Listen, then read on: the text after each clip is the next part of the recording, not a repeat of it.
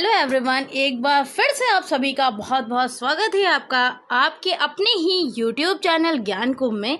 जैसा कि इधर हम लोग देख रहे हैं कि हम लोग ओ लेवल के M1 और ट्रिपल सी के जो एग्ज़ाम हैं, जो ओ लेवल के M1, M2, M3, M4 जो भी मॉड्यूल हैं उन सभी के क्वेश्चंस डिस्कस कर रहे हैं।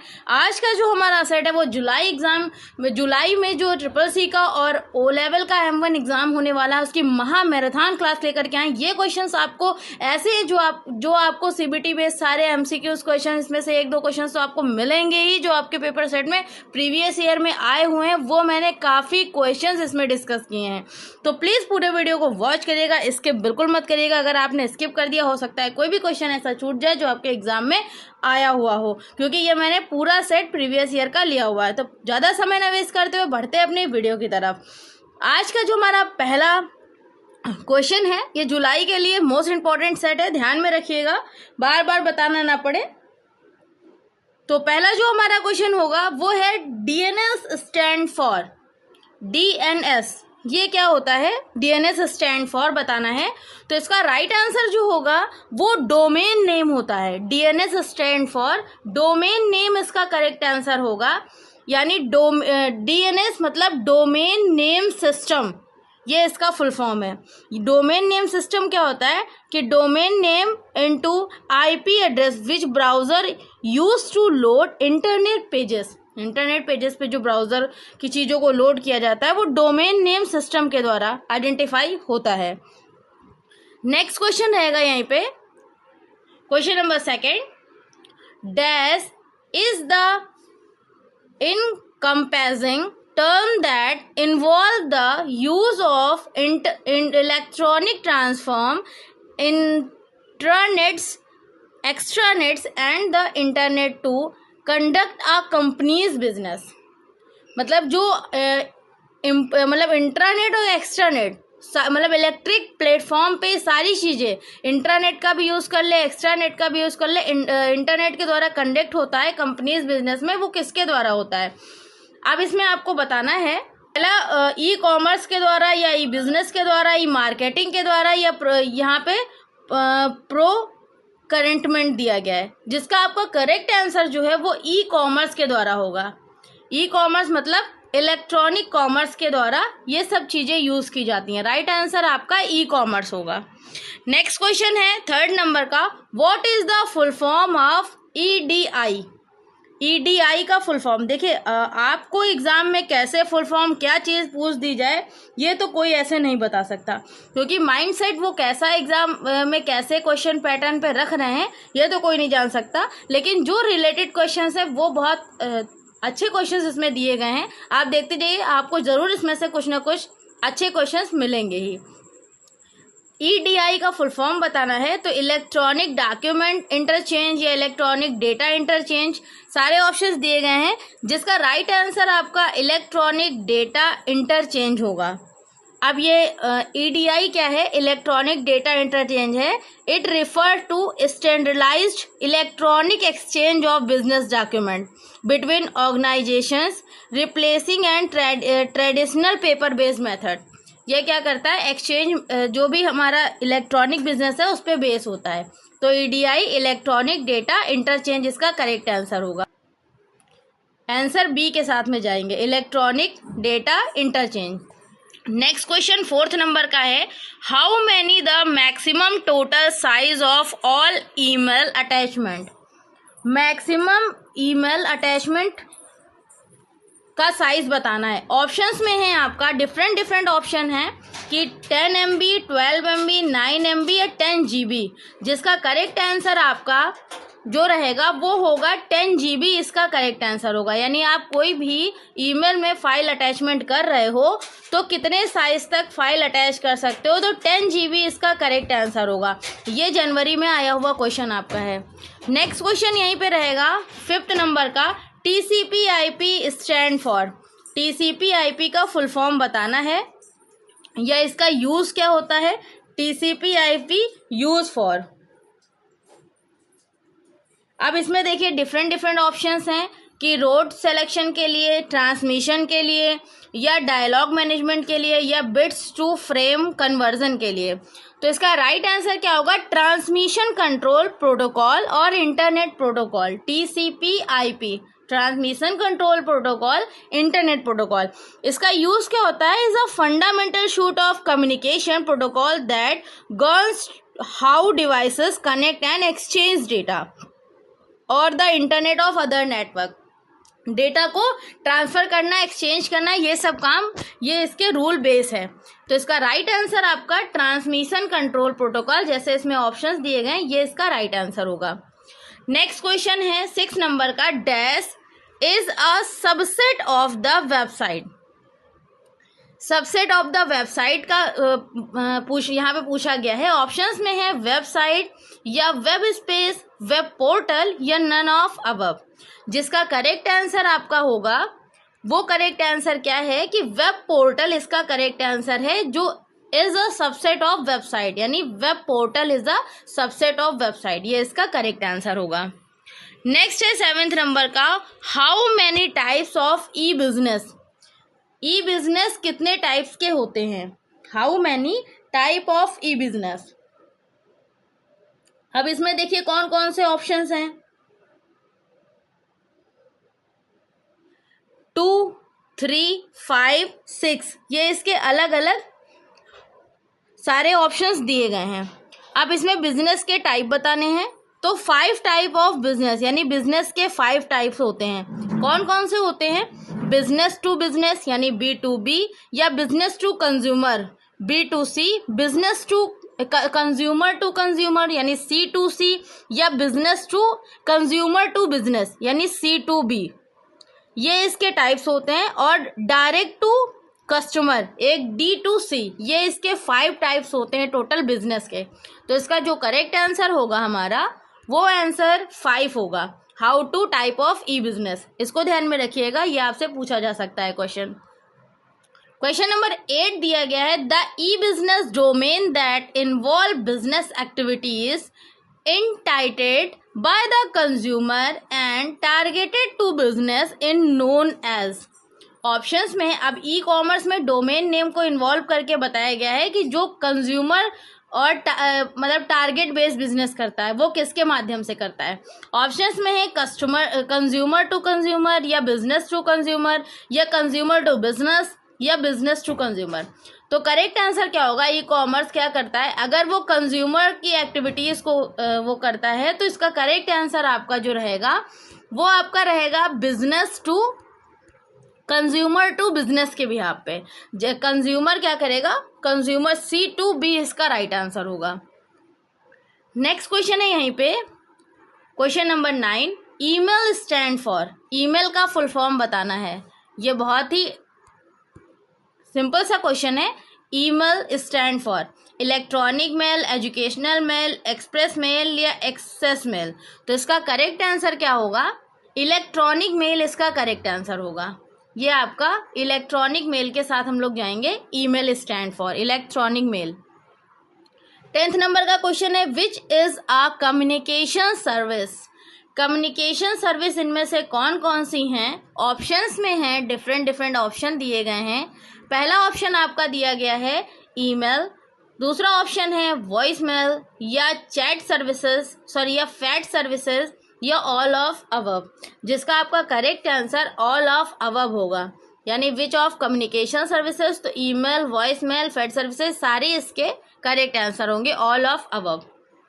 11th नंबर का क्वेश्चन है, what type of commerce is enabled by technologies.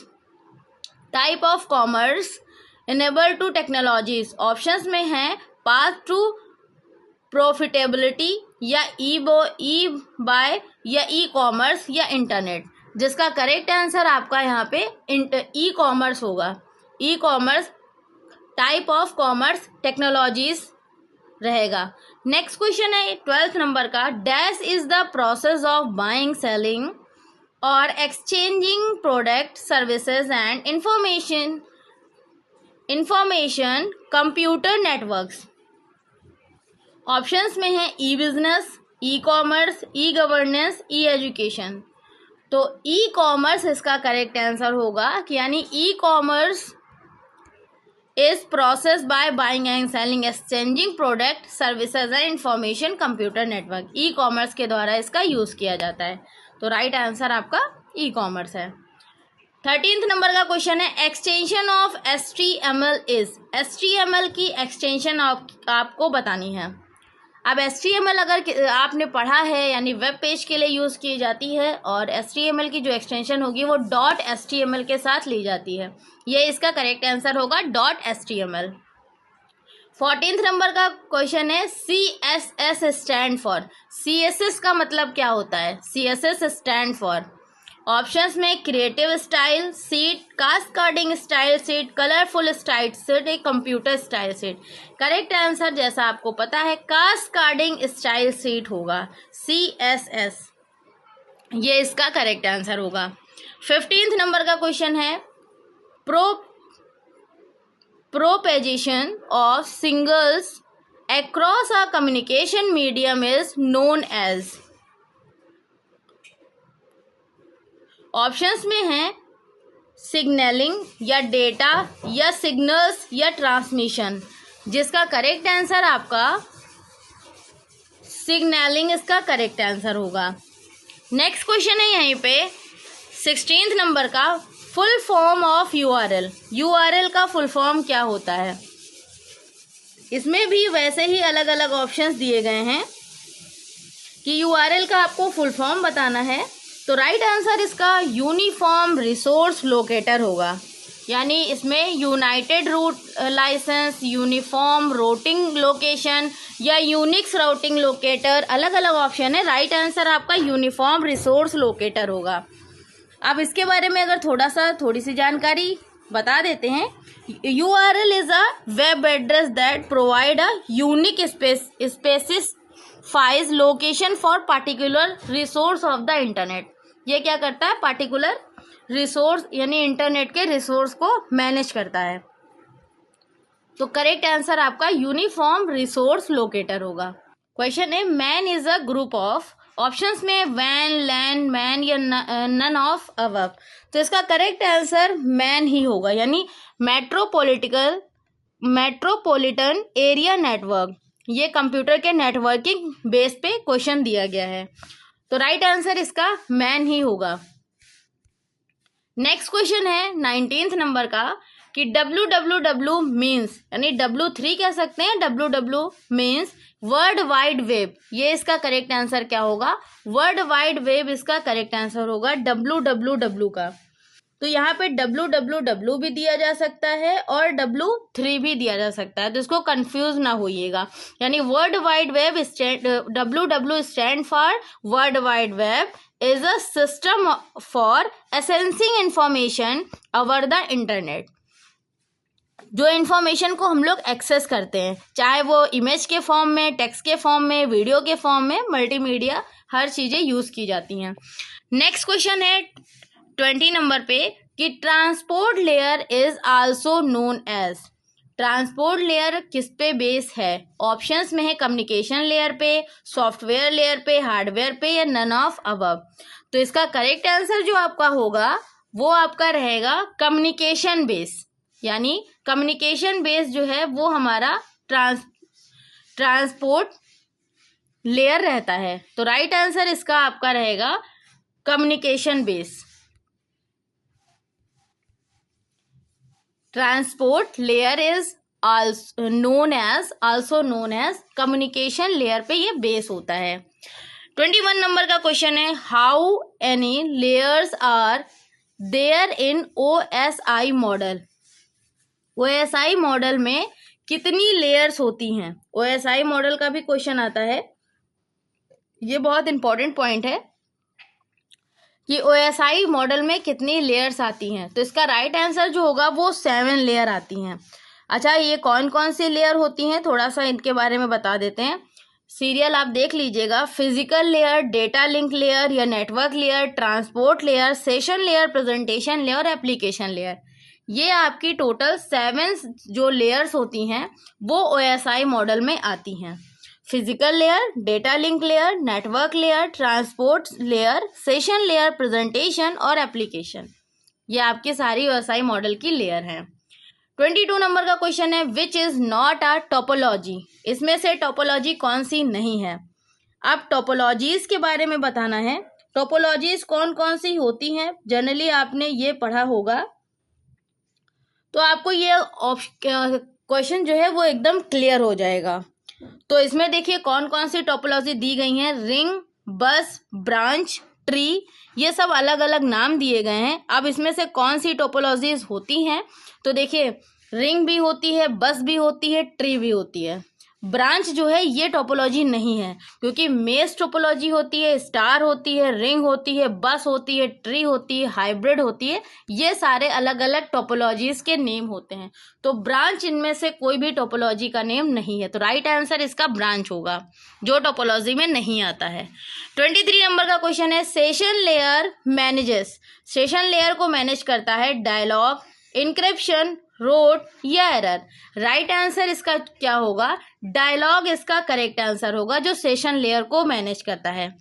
24 number का क्वेश्चन है full form of URL. URL का full form uniform resource locator होता है।